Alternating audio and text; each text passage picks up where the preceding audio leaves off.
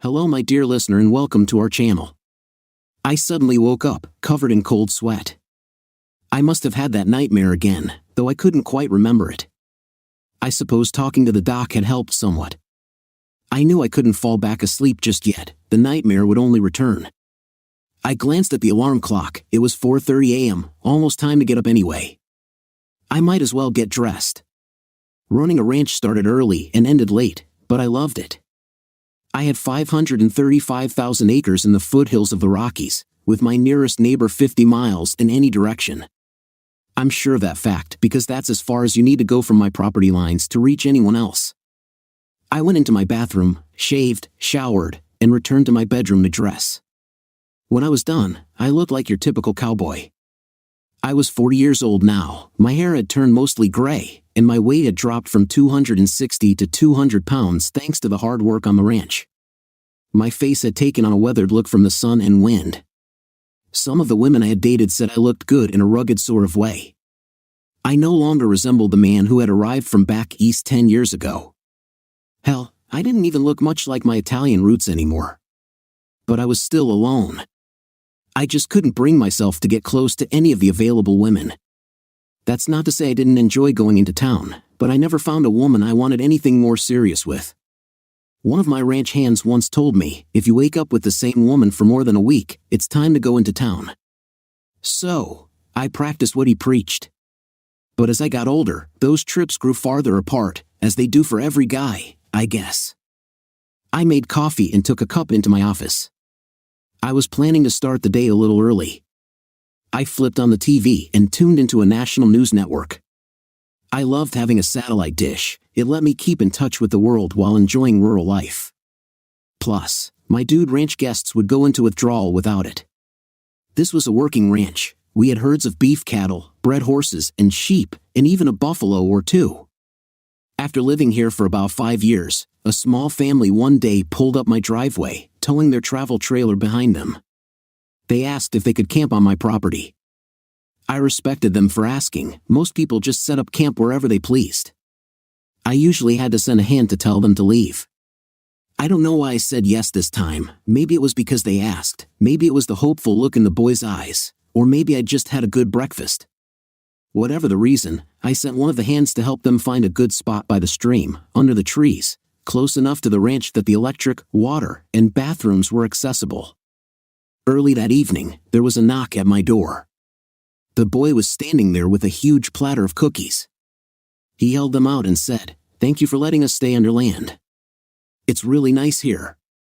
His father stood in the shadows, flashlight in hand, a proud smile on his face, watching his son take a step toward manhood. The boy went on to explain that his mom made the best cookies in the world, pointing out his favorites. I raised my voice so the father could hear, thanked the boy, and invited both of them in for milk and cookies. We had a good time. That little boy got me thinking about my own kids. It had been so long since I ran away, never even saying goodbye. The next morning, I was working some horses in a corral near the main barn when I noticed the father and son watching me. I was due for a break, so I rode over to the fence. The boy immediately reached out to pet the horse's head. But the stallion I was riding was mean, a biter, and I had to shout for him not to touch. The boy jumped back, tears welling up. I hadn't meant to scare him.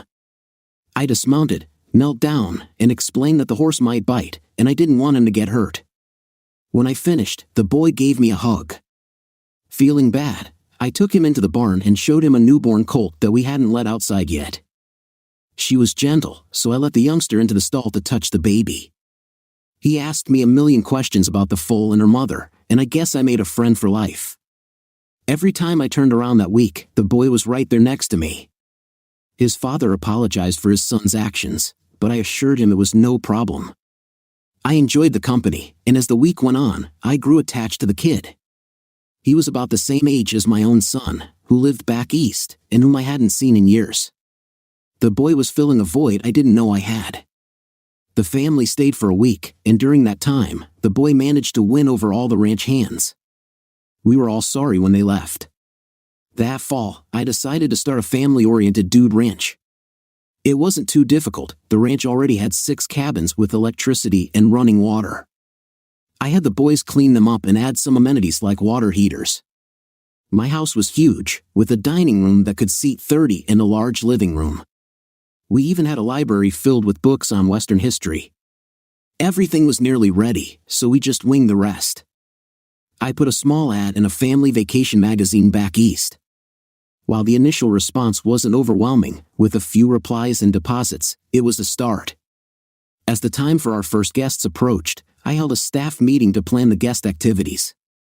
We decided which horses were gentle enough for them to ride, what chores they could help with, and what the menu would consist of. We even cleaned up an old wagon and outfitted it as a chuck wagon for an overnight trail drive, so our guests could experience the Old West. In time, the Dude Ranch became a success, booked solid throughout the summer. It was nice having families around. It made the ranch feel lived in. One morning, as I sat sipping my coffee, I reflected on how I had ended up here. It was a long, twisted journey. I had been a bookkeeper for my Uncle V, who ran one of the largest crime families on the East Coast. I managed all his money, both the legal and less than legal earnings, and was respected in the family. One day, there was a small kitchen fire at my office, and we had to evacuate. With work paused, I went home. When I arrived, I noticed the garage was open, so I pulled in and walked through the side door. The house was eerily quiet.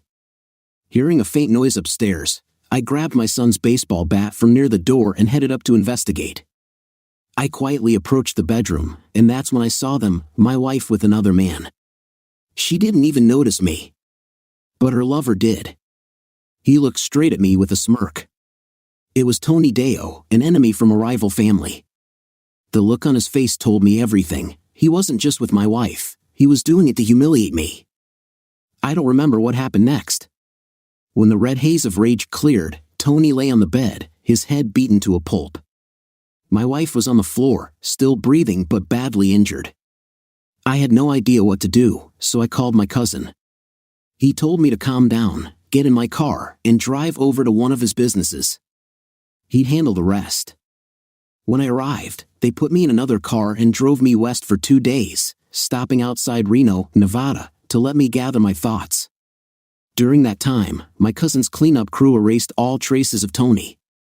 They staged the scene to make it look like my wife had fallen down the stairs while trying to escape a fire. The fire department found her at the foot of the stairs with a broken back.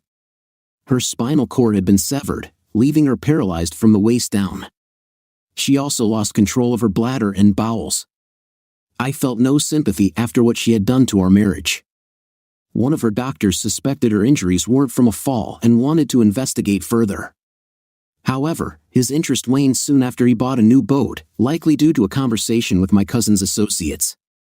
My children were staying with my elderly parents at the time. They were told their mother had been hurt by a boyfriend, and they accepted it. That explanation was prompted by the fact that they had overheard phone calls between her and Tony. They never asked to see their mother in the hospital.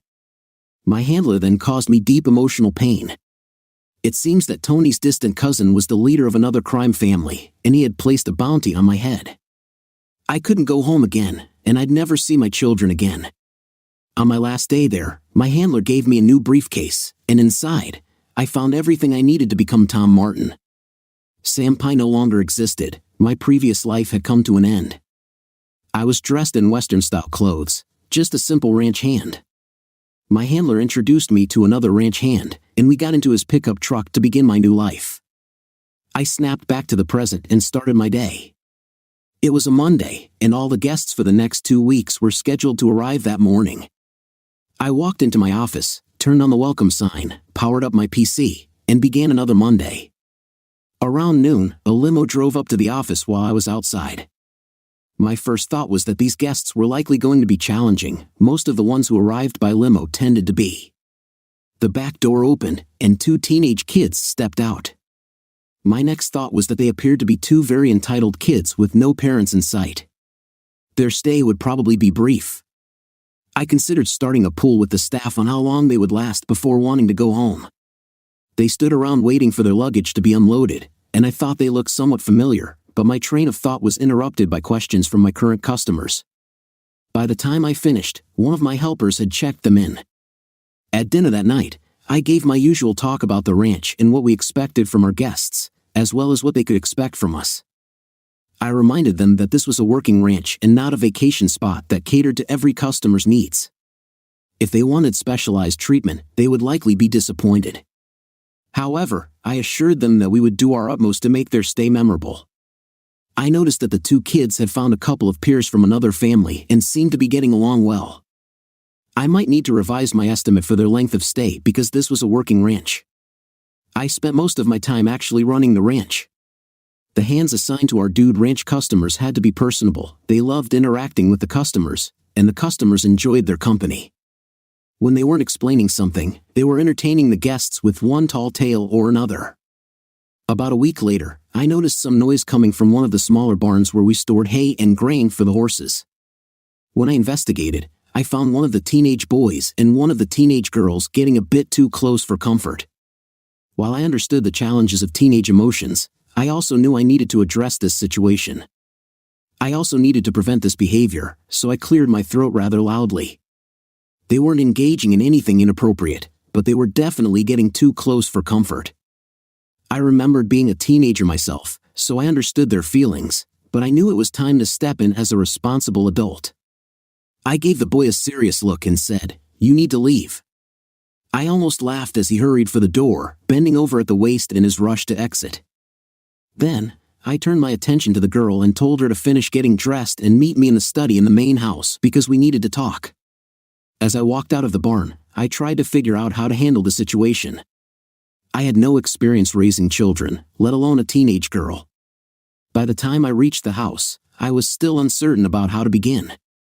I had never raised children, let alone a teenage girl, and by the time I reached the house, I decided to approach our conversation from a responsible adult perspective. About 10 minutes later, she walked into the study, still visibly upset. I pointed to a chair across from me and asked if she would like something to drink. I grabbed a soft drink for myself as she shook her head no. Keeping my voice soft and even, I tried to imagine what I would want someone to say to my daughter if the roles were reversed. I talked to her for the next 35 minutes, perhaps getting a little carried away. I felt like one of those country preachers, in the middle of my value yourself for someone you truly love speech, when she looked up and began studying my face. Suddenly, she said, "You've got my grandmother's eyes and my grandpa's voice and mannerisms." Tears started flowing as she continued, "Are you my dad, Sam?" I looked at her young face and saw my ex-wife's eyes staring back at me. I remembered a little girl looking up at me with those same eyes, holding her arms up to be picked up. I looked at her and said, "I missed you, Danny." The next thing I knew, my daughter Danielle was sitting on my lap, trying to hug me tightly. To hug me tightly. We were both crying tears of joy. This was the little girl I never thought I'd see again, and she had grown into a beautiful young woman. For the next hour, we just sat and talked, discussing all our feelings. Eventually, the conversation shifted to my son. She asked me not to mention anything to him until she had a chance to speak with him first. She promised to talk to him in their cabin after dinner. For the rest of the day, I felt like I was floating. I walked around the ranch with my head in the clouds and a silly grin on my face. My hands were restless, unsure of what to do with this newfound joy. I had decided not to go into town lately and avoided interacting with guests. After dinner, I was in my office trying to catch up on paperwork when the door burst open, and a whirlwind of energy, my 15-year-old son, rushed in, exclaiming, "You're my dad." We stood there in the middle of my office, trying to embrace each other excitedly. Sammy Jr. had grown into someone I would be proud of. The next morning, I grabbed my special cell phone, saddled a horse, and rode out into the hills for a private conversation with my Uncle Vito. When I called, Vito's son answered the phone. "Hi, cousin," I said. He hesitated for a moment before replying, "Hi, Cubby," with a smile in his voice. Before long, we were both talking over each other like a couple of excited kids. Once we finally calmed down, I shared about my kids and asked why they were put in danger by being sent to see me. My uncle came on the line. He sounded old and tired, but there was a genuine happiness in his voice as we talked. It seemed that Don Angelo had died, leaving no one to run his empire, so the council had divided it up, with the largest portion going to my uncle. He had lifted the bounty on my head, making it safe for me to return home. I told him that I was settled out here and couldn't just leave everything behind. I promised to come home for Thanksgiving and stay through the new year. I thanked my uncle for the gift of my children and explained that they would be staying with me until they needed to return for school, if they wanted. On my way back to the main house, the cell phone rang again. It was my cousin, who explained that my uncle was failing and these were probably the last holidays he would share with us. He mentioned that my uncle had terminal cancer. I promised I would be there for the holidays.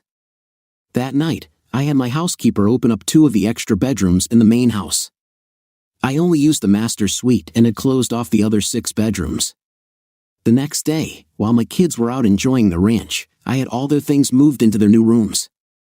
They came running into my office, shouting that someone had taken their stuff. Later, I just smiled and pointed upstairs to the 2nd floor. They moved, I told them.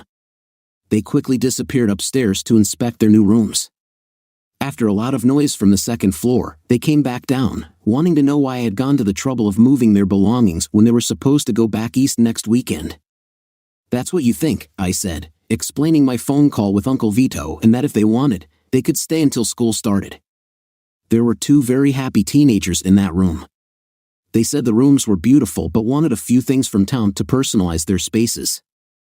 I tried to protest, but it was 2 against 1, so I relented and said they could take one of the pickup trucks into town the next day. As I watched them head to town, I started to have misgivings about letting them take a truck. I could just imagine the back of the pickup piled high with their purchases. When they returned, the truck wasn't exactly full, but they certainly gave it their best effort. They told me to stay out of their rooms until they had a chance to set everything up. That was the last I saw of them for the next couple of days as they stayed busy in their rooms. When the big reveal finally arrived, I was marched upstairs with my eyes closed, promising not to peek. When I was allowed to open my eyes, I saw the typical teenager decor. My son's room had posters of his favorite sports figures and a couple of car posters. Somehow, he even managed to sneak in a swimsuit poster that drew a disapproving glance from his sister, who muttered something under her breath. I kept my mouth shut. I didn't really understand what she had to complain about. When we reached her room, it was clear that this was a young woman's space. I noticed a large framed photo of me on her nightstand, just like the one in her brother's room. My daughter's desk was also decorated with a framed picture of me. As I looked at the photos, I realized they had all been taken here on the ranch. I was touched to learn that my son and daughter both wanted my face to be the first thing they saw in the morning and the last thing at night. A lump formed in my throat. I had missed so many years with my children. Over the next couple of months, we talked about everything that had happened during the 10 years I was absent from their lives. One night, when we ran out of things to discuss, they asked about their mother and why I had left. I had dreaded this moment from the first time we were reunited, but I knew I had to tell them the truth. I talked about leaving work early that day because of the fire and finding their mother with her partner. I went into a fit of rage, which led to a tragic confrontation. I explained that I had regretted that moment of violence ever since. I mentioned calling my cousin, who took over the situation, and how I was given a briefcase with my new identity and told I could never return. My son looked at me and said, "I'm glad she's in a mental hospital. I never want to see her again after what she did." My daughter just sat there, looking sad. I made a mental note to ask my uncle about my ex when I visited, hoping to find out what was going on with her. I guess I needed closure because, deep down, I still missed her. I had to understand why our summer ended before any of us wanted it to. The kids and I knew it would be almost 3 months before we could see each other again. We promised to call and email, but it wasn't the same as seeing their faces across the table every day. As much as I'd like to say it didn't matter, time dragged on, and it felt like 2 or 3 years before those 3 months passed. My entire crew took me to the airport, starting me on the trip home. They knew most of the story about my divorce and estrangement from my kids, but they were unaware of the violence and my ties to organized crime. They just knew I wanted to get home to see my children again. I arrived back east earlier than scheduled. I had told them I was due on Wednesday, the day before Thanksgiving, but I was a week early. My crew couldn't stand me moping around the ranch, so they moved everything up and practically carried me to the airport. There I was, pushing the button on the intercom next to the gate where the cab had dropped me off. A tough-sounding voice answered, and I asked if my cousin was home. I was told maybe, so I said, "Tell him Chubb's here." Not 2 minutes later, my cousin was running out the front door, yelling to open the gate and let me in. The guards must have thought we were nuts, standing in the driveway hugging and exchanging joyful words. Soon, my kids joined in on the hugs. My cousin and I had cleaned up our language by then. I looked up and saw my uncle in the doorway, being pushed by a nurse in a wheelchair. He appeared to be a shadow of his former self. I untangled myself from the mob of family members and went up to my uncle. I put my arms around him and said, "It's good to be home again. Thanks for making it all possible." I saw tears forming in his eyes. I whispered in his ear, "Tough guys don't cry," and teased, "You always were a softie." His smile lit up his face as he replied, "Don't let my secret out." Later, when we were alone, my cousin exclaimed that it was the best his father had looked in months. He didn't want to know what I whispered in his dad's ear, but he thanked me for making him a little happier. We celebrated Thanksgiving with every relative and family member there, and there must have been close to 400 people in that party house. My cousin thanked everybody for coming and talked about the upcoming year. When my uncle was handed the microphone, he spoke about how important family was. All the men stood and toasted him while the rest of the guests applauded. I knew my uncle was touched, but as a tough guy, he couldn't show it. I got up and walked over to him, took his hand to say something, but he snatched it back and said into the microphone, "I don't hold hands." That comment brought the house down. There was nothing left for me to do but follow tradition and kiss him on both cheeks. When I finished, I looked into his face, and he was smiling from ear to ear. We only celebrated Christmas with immediate family, as my uncle was too weak for anything fancy. We spent New Year's Day in the hospital, watching him slowly lose his battle with cancer. He died on January 5th in his sleep, leaving us peacefully. I hoped he would reunite with his wife, who had died 6 years earlier. When we walked into the funeral home a few days later, I was impressed that the entire establishment was being used just for him. The floral arrangements filled the entire space, and the line of people paying their respects stretched around the block. Since it was January and cold outside, the mourners were provided with hot drinks and small warm sandwiches, a thoughtful consideration for which everyone was grateful. On the day of his burial, the funeral service was held at the largest church in the area. The bishop himself conducted the mass and graveside service. The church overflowed with people, as did the graveside service. I felt a lump in my throat as I watched his casket being lowered into the ground next to his bride. They were together again. Both my children stood by my side through all of this, their eyes never dry. My uncle had been an alternate father to them for most of their years growing up after their grandparents died. Although they had me back in their lives now, they would miss their substitute father. After the funeral, my daughter was in a funk for a few days. When I asked her what was wrong, she only had one question: "Can we visit Mom?" I had hoped I would never need to see my ex again. The last time I saw her, it was a painful memory. 14 years later, that vision was still fresh in my mind. I swallowed hard and told my daughter I would make arrangements for the visit. I asked my son if he wanted to attend, and he firmly replied, "No, I never want to see her again." I made a mental note to try and get him some help with these feelings. A few weeks later, my daughter and I were pulling into a state institution. I learned from my cousin that my uncle refused to pay for her care. He blamed her for all my troubles and had her declared a ward of the state. She was placed in a state hospital with inadequate care. We were directed to a doctor's office in the facility, listed as her care provider. After a long wait, my daughter and I were escorted into his office, where we faced a doctor who spoke broken English. He had a patient folder in front of him that he explained was my wife's medical history, and another pile of folders on his desk. I asked if they were all his patients, and he confirmed they were short-handed. At that point, my daughter began asking questions about her mother, but I could tell the doctor didn't really know her case. I asked a direct question: "Does my wife still take her daily run?" He answered in his heavily accented English, "Of course." I felt a surge of frustration. Her mother had been paralyzed from the waist down for 14 years, and running was out of the question. I asked if we could go on the ward to visit her. The doctor called an orderly, and we were escorted to her area.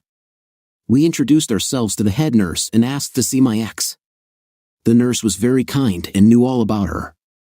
She explained that my wife was completely withdrawn, hadn't spoken in almost 12 years, and had developed paranoia to shield herself from the world. She then escorted us to the day room. When I saw my wife, it was heartbreaking. She had been beautiful, but now she was unrecognizable, weighing around 300 pounds, with unkempt hair, confined to a wheelchair. Her expression was vacant, a look I knew too well. My daughter approached her, trying to talk, but I could see nothing was getting through. My heart ached for her. Just as I was about to offer support, my ex's eyes turned to me.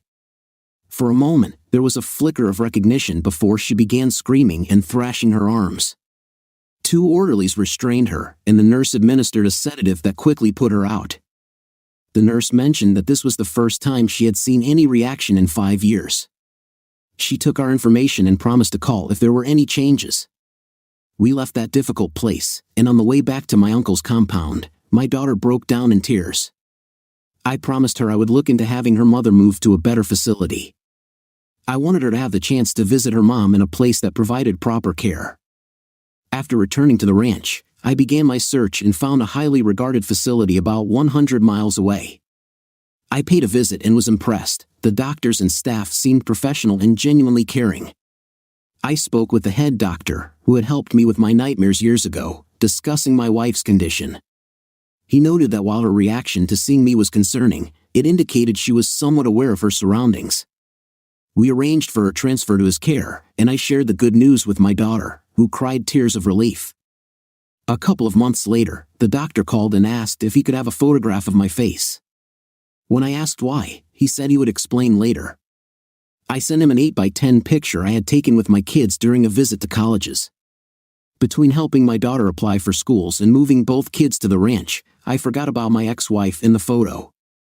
So, I was surprised when the doctor called to meet with me in person at the ranch. I agreed to the appointment. It was a pleasant spring day when he arrived.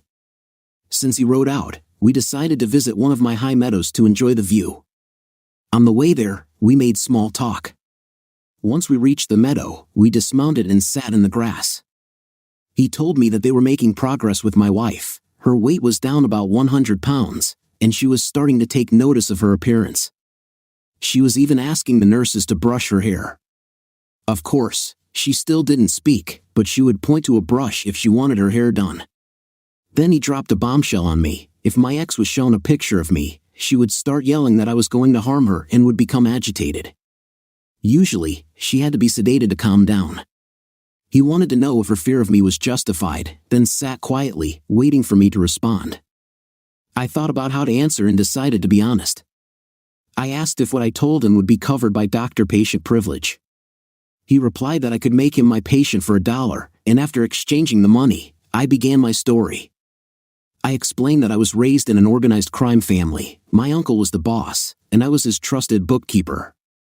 I knew everything about his operations, including who was involved in taking bribes. My wife was aware of my job. I recounted a day when I came home earlier than expected and found her in bed with her lover. I wasn't particularly upset with her, I could have divorced her, but her lover was different. He was my enemy, and I realized that my wife meant nothing to him, she was just a tool to mock me. I explained that in a fit of rage, I lost control and struck him with a baseball bat that had somehow come into my hands. When I regained my composure, I found him dead in the bed. My wife was lying on the floor, unconscious but breathing, showing signs of having been hit. I couldn't recall having harmed her. I explained that my cousin arranged for the cleanup, and I was driven away. They made her lover's body disappear and staged it to look like an accident, even setting the bedroom on fire to erase any evidence. The house was nearly destroyed in the flames. The doctor took his time thinking before speaking again. He said that my blind rage was understandable and that my memory loss regarding the incident was likely a defense mechanism to protect me from the horror of what I had done. He then asked if that was the only time I had ever resorted to violence and if I experienced nightmares or blackouts. I explained that my uncle had made me the bookkeeper because I wasn't inclined towards violence. He always referred to me as the gentleman. I had never harmed anyone else and didn't have nightmares about inflicting pain on others. However, I occasionally woke up screaming. He suggested that I had buried the incident deep in my subconscious, and while he would typically work to bring such things to the surface, In my case, it might be best to leave it alone. He outlined a list of symptoms and asked me to contact him if any of them appeared. I then discussed my son's feelings toward his mother and asked for advice. He requested that I bring my son in to speak with him. He would help manage his anger. We left the upper meadow, each lost in our thoughts. When we returned to the main house, he advised me to stay away from my ex-wife until further notice, but encouraged my daughter to visit her mother regularly, believing it would be beneficial for both of them. We parted in silence, both deep in contemplation. My daughter was in her junior year, while my son was a freshman studying agriculture, planning to join me on the ranch. My daughter was pursuing a pre-med degree and expressed her aspiration to become a psychiatrist, inspired by how a good doctor had helped her mother. I noticed that whenever I spoke with my daughter, she would talk endlessly about her friend Bill. It didn't take long for me to suggest that she invite him for Thanksgiving dinner so I could meet him and see if he was suitable for her. About an hour later, I received a call asking to set an extra place for dinner and if he could stay in one of the spare rooms for the week while his parents traveled to Europe for the holidays. I agreed. When Bill and my daughter arrived, I was pleasantly surprised. Bill was a polite young man, about 6 feet tall and weighing around 190 pounds, with sandy hair and brown eyes.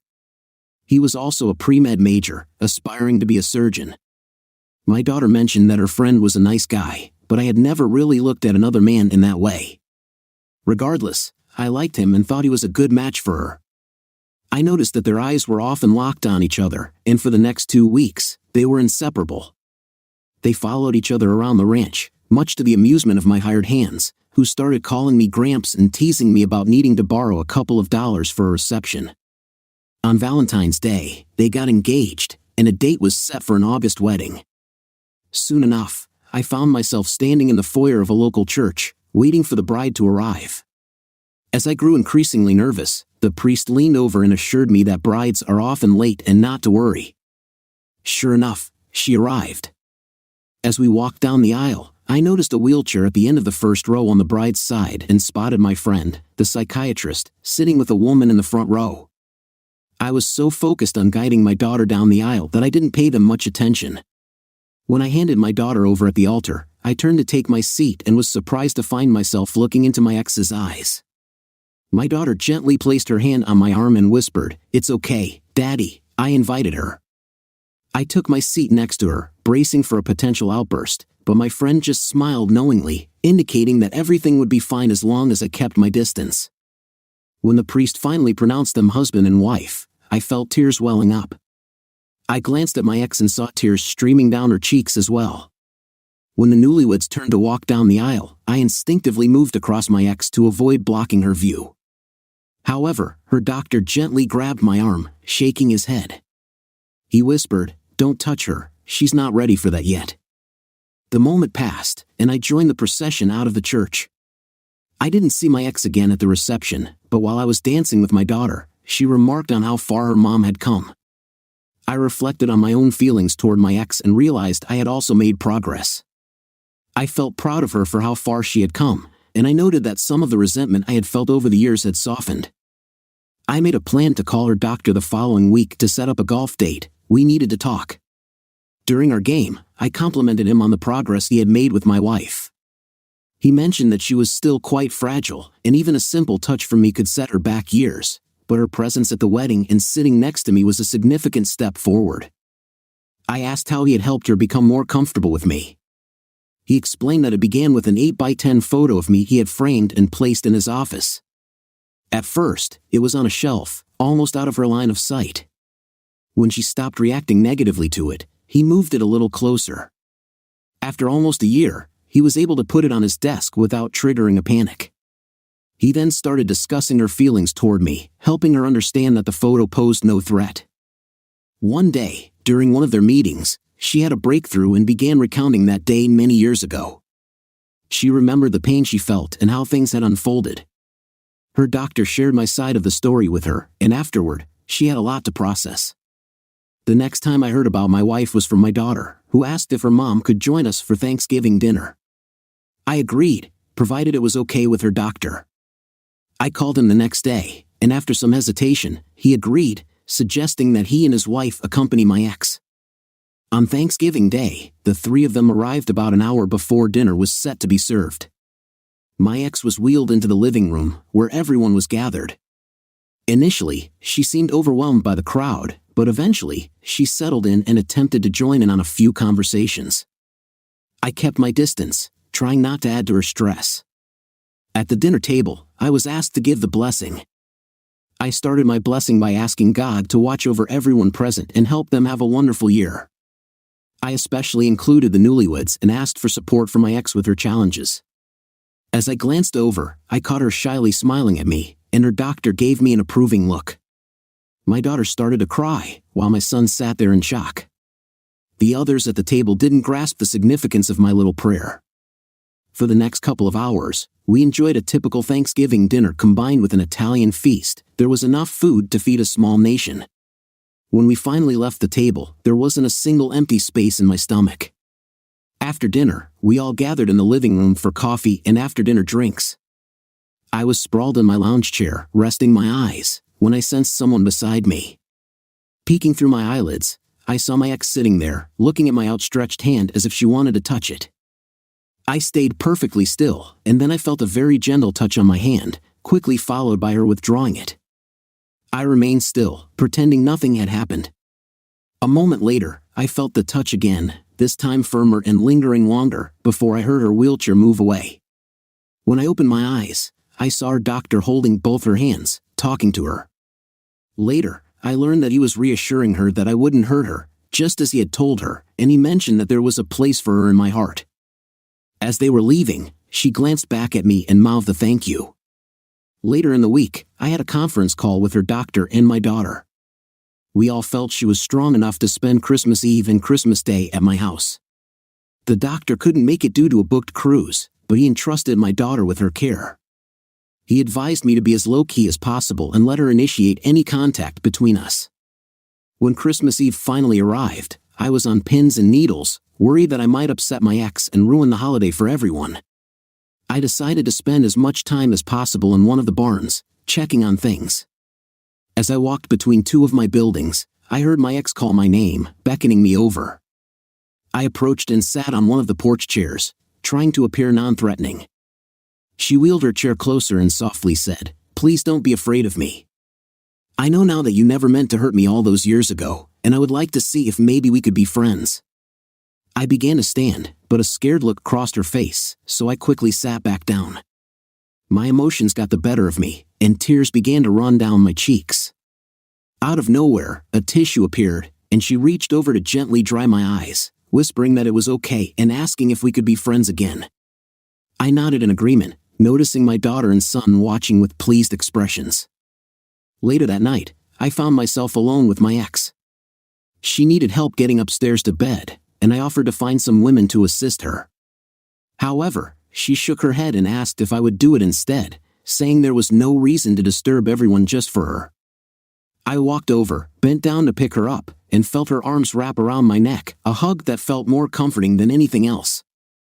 I slid my arms under her legs and carefully lifted her to my chest. As we climbed the stairs, I noticed that she had her head nestled against me, almost as if she were tracing my scent. When I sat her down on the bed in one of the guest rooms, I sensed that she didn't want to let go, so I waited until she was ready. After she released her grip, I went downstairs to retrieve her wheelchair. Upon returning, she asked me to put her back in it and wait in her room while she got ready for bed.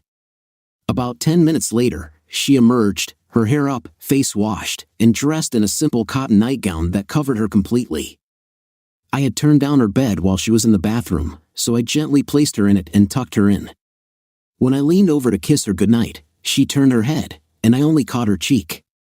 I thought I had pushed her too hard and pulled away, unaware of the real reason for her action. The next morning, I had a sense that, at some point during the night, she had wheeled herself into my room and sat watching me. However, I figured it must have been a dream brought on by all the food I had eaten.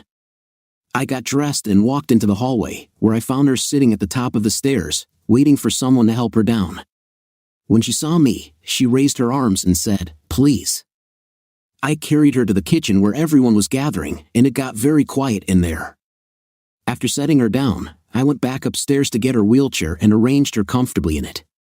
Later that day, we all gathered around the tree and exchanged presents. It felt like a typical family Christmas, our first in almost 17 years. At one point, I looked up and saw my ex sitting there, surrounded by piles of gifts. She seemed to be softly crying. I started to stand up, but my daughter walked over and said, "Mom, we've got 17 years of gifts to give you, so cheer up and start opening them." My ex began to smile widely and returned to unwrapping her presents. At dinner that night, we discussed our plans for New Year's Eve when my ex interrupted and asked if she could spend that holiday with us too. I quickly replied that she was included in our plans, and I added that she could stay for the entire week unless she wanted to go back to the hospital. She wheeled herself over to me and gave me a heartfelt hug, whispering, "Thank you," in my ear. We had a wonderful week and a fantastic New Year's celebration. She stayed with me until everyone returned to their own lives, leaving just the two of us in my ranch house. We decided she would return to the hospital after spending one more night. Late that night, I awoke to find her sitting in her wheelchair. A storm was raging outside, and the electricity was out. She told me it was very cold in her room and asked if she could sleep with me. I don't clearly remember giving her permission, but suddenly she was in my bed next to me. I started to wrap my arms around her when she mentioned there were rules if she stayed in my bed: no sex, no kissing or any other show of affection, but she wanted to be held. So, I wrapped my arms around her and pulled her close. She placed her head on my chest and sighed softly, saying, "I love your smell, it reminds me of a real man. I've missed it all these years." We cuddled and talked late into the night. The next morning, it was still snowing too heavily to leave. I suddenly realized that her routine was just that, a routine. She moved between her wheelchair and various pieces of furniture as if she were not handicapped. When I challenged her about it, she admitted that all she really wanted was to feel my arms around her. Later that afternoon, her doctor called, and they spoke for about 2 hours. I overheard parts of the conversation, and I had never heard her talk so openly before. After a while, she called me to the phone. The doctor praised her progress, saying it was the best he had seen her in years, but he also insisted she needed to return to the hospital, as she still had some issues to face. When I later inquired about those issues, he said she would tell me when she was ready. It was about 2 weeks before Easter when I received a call from the hospital. I expected her doctor to be on the line, but to my surprise, it was my ex. She asked if the family would celebrate Easter at my ranch and if she could join us, as she had something she wanted to share with everyone.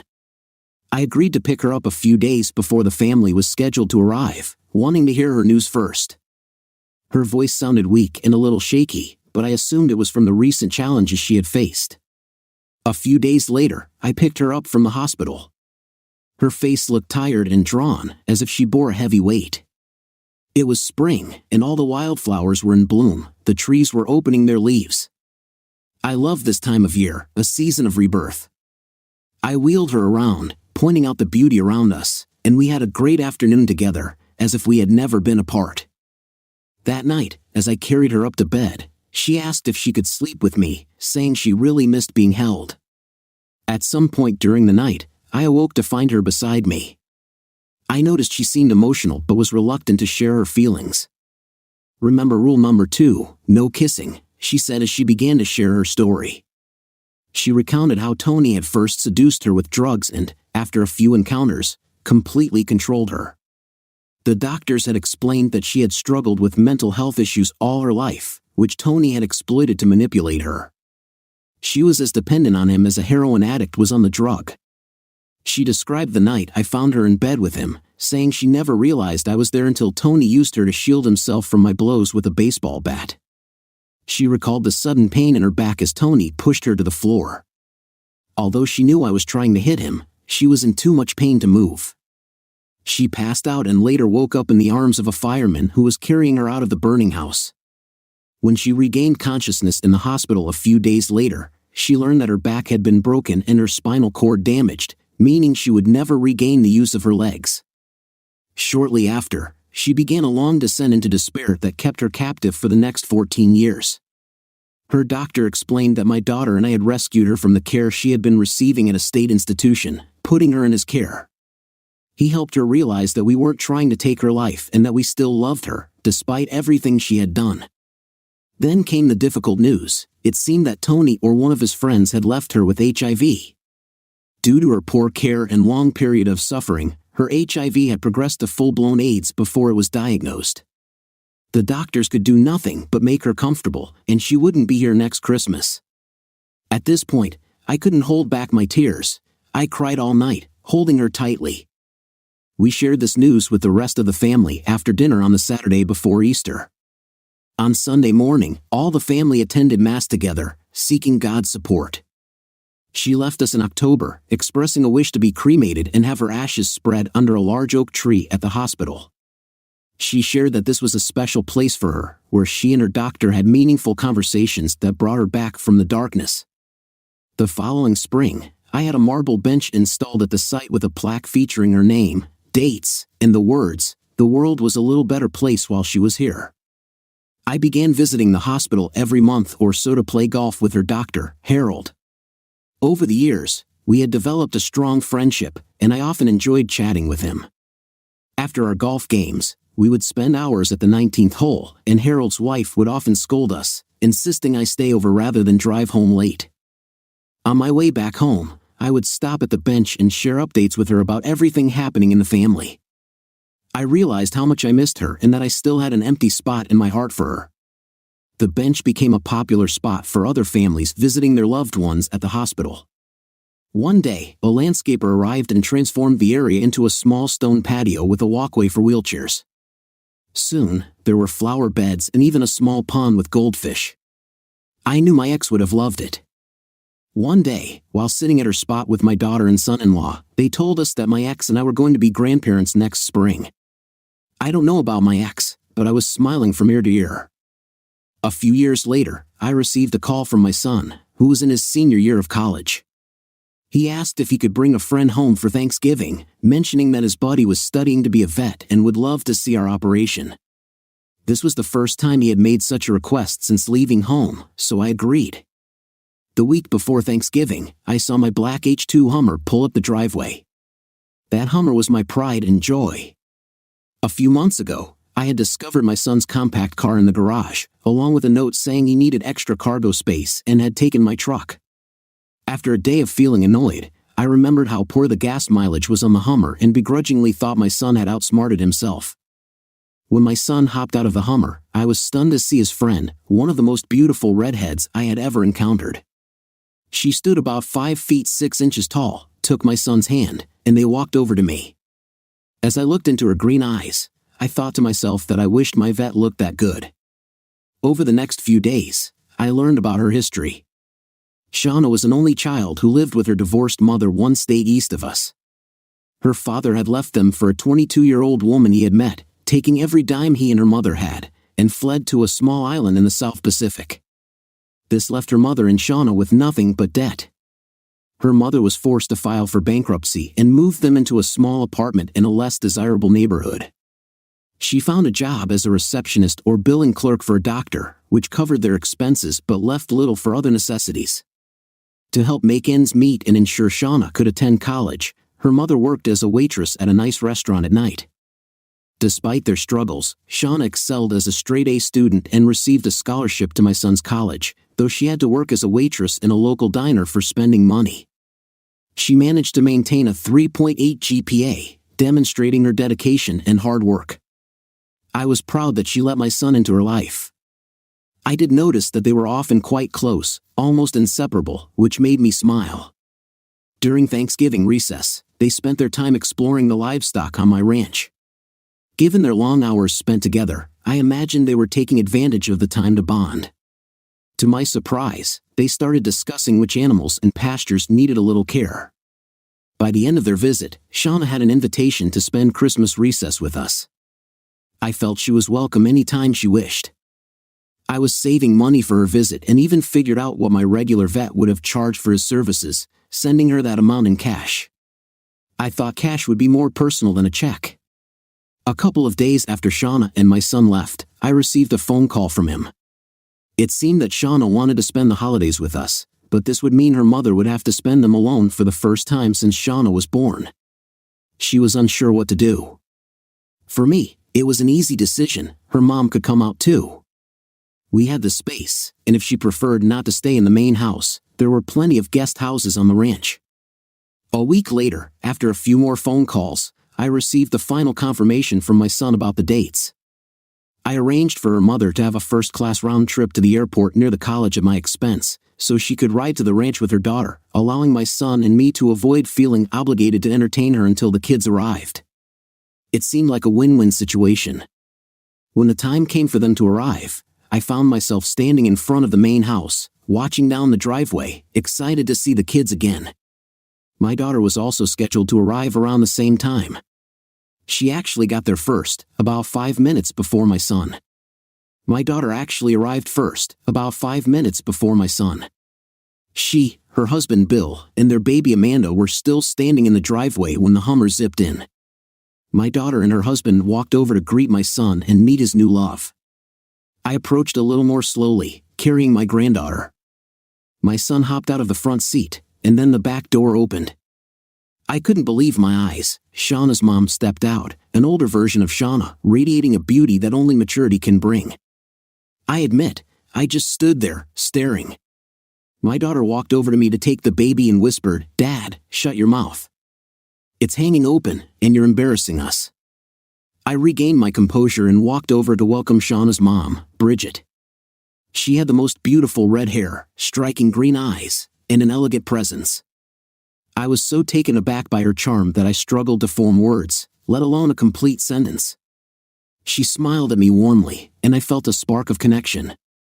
My daughter handed Bridget the baby to hold, clearly not trusting me not to drop my granddaughter. The 2 weeks they spent with us flew by. I took Bridget on tours of the ranch. She had owned a horse until her divorce and was a skilled rider. I set her up with a gentle mare, and we explored my land together, admiring the views and all the different animals we raised. We shared stories about our lives and families as we rode, and by the time it was time for her to go home, I felt like I knew more about her than many couples do after decades of marriage. Our conversations flowed easily, as if we were lifelong friends. After everyone left, I felt lonely, even with 15 people working for me at the ranch. I eagerly anticipated spring break when the kids said they would return. Bridget didn't think she could get time off to come out during their visit, but I had a plan. Without her knowledge, I called the doctor she worked for, and we agreed that I would send him enough money to cover her salary for 2 weeks and to help find a temporary replacement. I also called my cousin to see if I could borrow his plane. When it was time for Bridget to fly out, I called her to explain that the travel times had changed. She would need to bring her luggage to work, as a car would pick her up and take her to the airport. A chauffeur arrived at her office, asked for her luggage, and escorted her out to a stretch limousine. As they drove away, all her coworkers stood in the doorway, mouths agape. She was on her cell phone, thanking me, when the limo pulled up next to my cousin's Gulfstream. The chauffeur introduced her to the pilot, who then guided her onto the plane. My phone call was still connected, but Bridget had fallen silent, and all I could hear was soft sobbing. I waited until the plane blocked the cell signal before hanging up, hoping she was impressed by the airstrip on my property. A year earlier, my cousin had complained about the long trip from the nearest airport that could handle his jet to my ranch. We selected a site on my property suitable for a runway, and about a month later, construction began. A few months after that, I had a 10,000-foot runway and a big hangar to store the plane. When I called him to ask about my share of the costs, he said, "Don't worry about it." So, there I was, sitting in my pickup when the plane landed. Bridget stepped out, bombarding me with a million questions. I promised to tell her everything after dinner. That evening, it was just the two of us in my study, with a small fire going as we sipped brandy. I shared my background, including being raised by one of the largest crime families on the East Coast. While I wasn't involved in the family businesses, I enjoyed many of the benefits, the jet being one of them. She asked me questions, seeking to understand my moral values rather than focusing on the family business. I must have answered correctly, as she eventually moved to sit next to me on the couch and rested her head on my shoulder. We stayed that way until we could no longer keep our eyes open and retreated to our separate rooms. The next morning, Bridget was back to her usual self, but during Easter dinner, I accidentally put my foot in my mouth again. I asked my son if he had taken Shauna to meet his mother at the hospital, and I heard Bridget drop her fork. I glanced at her and gave her the "we'll talk later" look.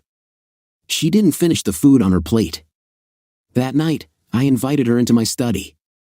She sat as far away from me as possible, hugging herself, and I could see she was really hurting.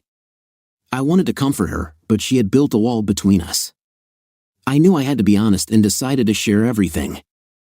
I spoke for the next 2 hours, starting with the story of my ex-wife's infidelity, her fall down the stairs while trying to escape a fire, and her breaking her back, which led to her losing the use of both legs and descending into madness. I talked about running away and starting this ranch, how I reconnected with my children, and finding their mother in a state institution with little care. I explained how I arranged for her transfer to a private mental hospital where a caring doctor helped her regain her sanity, only to share the heartbreaking news of her death from AIDS, a virus given to her by her lover. I mentioned her wish for her ashes to be spread on the hospital grounds. By this point, tears flowed freely, and Bridget rushed into my arms, telling me I was a wonderful man and that she thought she could love me. I asked her if she would like to come with me sometime to meet my ex-wife. 3 days later, we made the trip to the hospital, spending the afternoon on a bench while updating my ex on all our lives. During the ride back, Bridget never let go of my hand. I realized we couldn't continue our relationship in the way we wanted. It was built on pure feelings. We never made love, understanding that it would complicate things. Sometimes, you just need a companion to share feelings with. We were happy with our relationship. Life goes on. Dear listeners, please share your thoughts in the comment section below, and don't forget to like, share, and subscribe.